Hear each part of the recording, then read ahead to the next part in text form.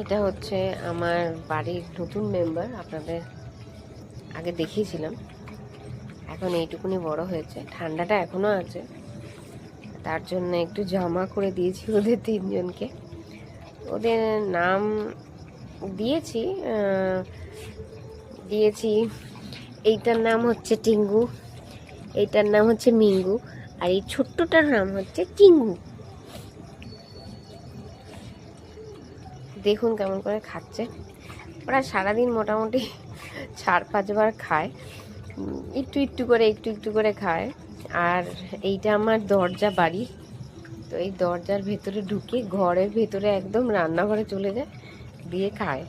দেখুন এই এখন খেলো, আবার একটু পরে 1-1.5 ঘন্টার পর আবার ওদের একটুখানি দিতে হবে, তারপরে ওদের ঢাকা দিয়ে দেবো।